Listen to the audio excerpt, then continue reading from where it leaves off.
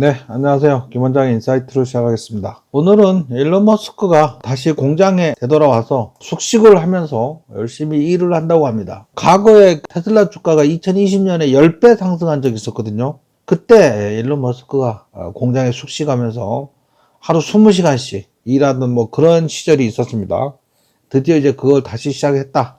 그러면서 이제 혹자는 야, 일론 머스크가 다시 20시간씩 일하기 시작했으니까 테슬라 주가가 또 10배 뛰는 거 아니냐 뭐 이렇게 기대하는 사람들도 있습니다. 아니라고 말할 수도 없고 또 그건 또 오버 아니냐 뭐 이렇게 말할 수도 있고 그렇겠죠. 일론이 다시 24시간 내내 일하고 회의실 서버실 공장에서 잠을 잔다고 말했을 때의 의미는 바로 이거예요. 그에게는 전혀 새로운 일이 아니죠. 여기서 이제 보여주는 거예요. 그죠? CBS하고 리포터가 찾아왔나 봐요. 그래서 여기서 이제 일을 하고 저 뒤에 베개가 있죠. 베개가 있습니다. 그쪽으로 안내를 하고 있는데 여기서 잠을 자면서 그렇게 일을 한다고 합니다. 소파에서 자네요. 대단합니다. 그죠? 대단합니다.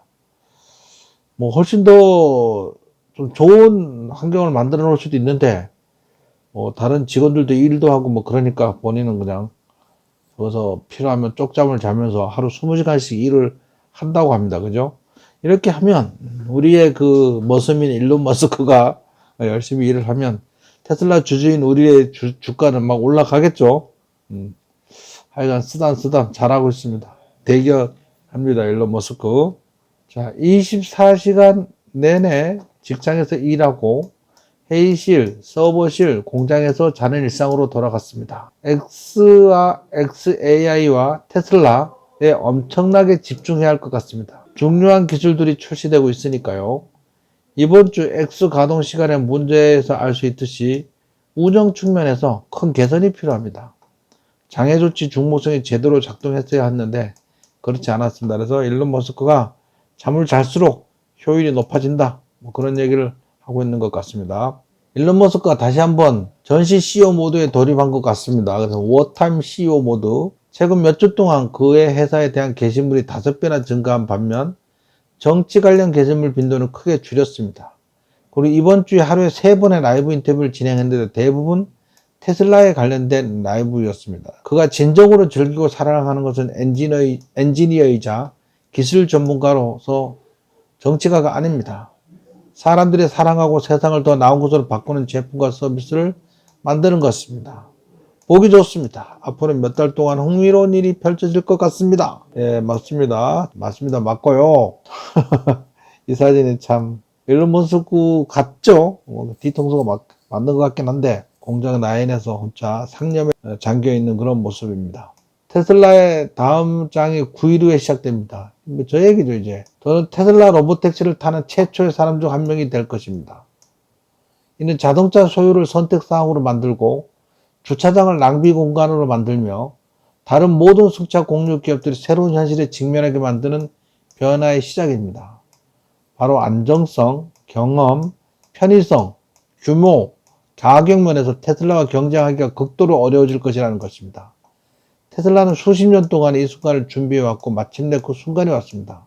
가장 놀라운 점은 이 사업이 아직 존재하지도 않았지만 머지않아 테슬라 가치의 중추가 되어 테슬라를 지구상에서 가장 가치 있는 기업으로 만들어갈 것이라는 점입니다. 의심했던 사람들, 비웃었던 사람들, 이런 날이 오지 않을 거라고 말했던 모든 사람들 자세히 지켜봐 주십시오.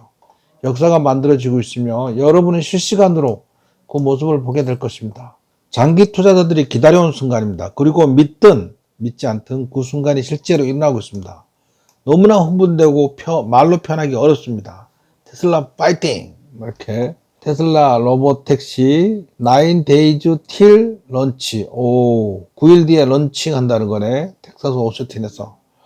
포스터를 테슬라 측에서 만든 게 아니고 투자자가 만든 것 같습니다. 왠지 느낌에. 이제 지금부터는 이제 자율주행 FSD가 너무 편리하다.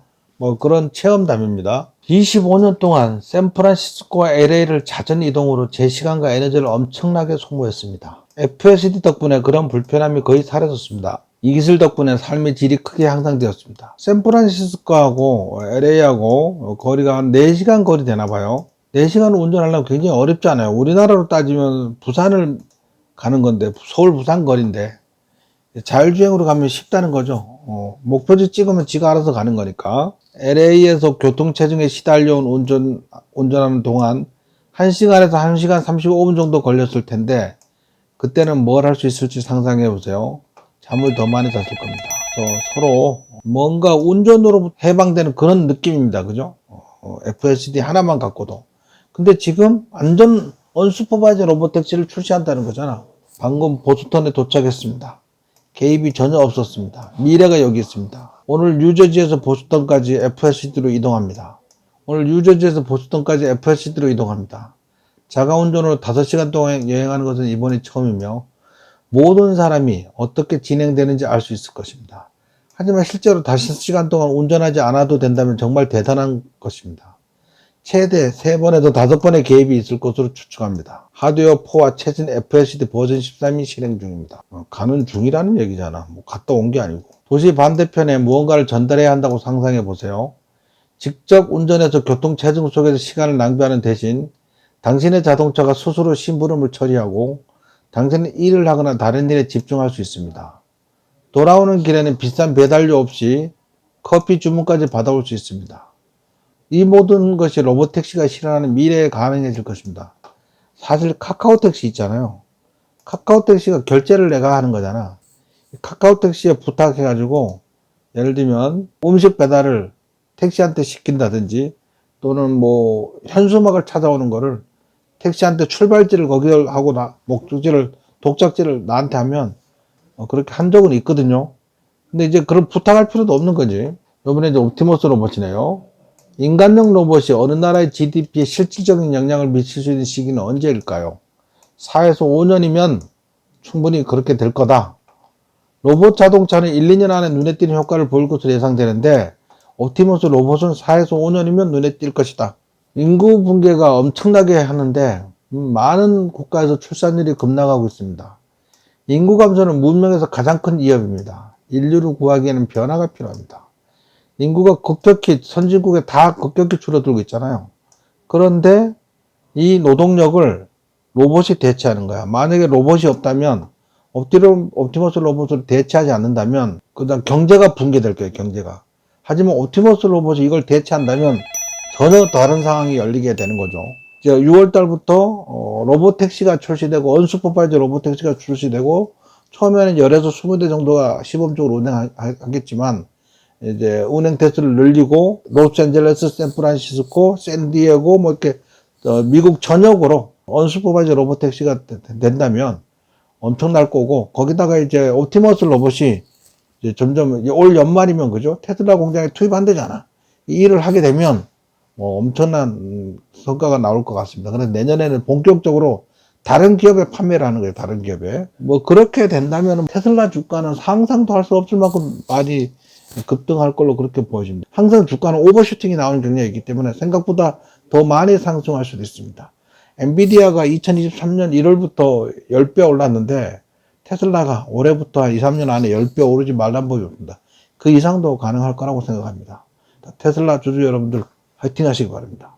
이상 김원장의 인사이트를 마치겠습니다.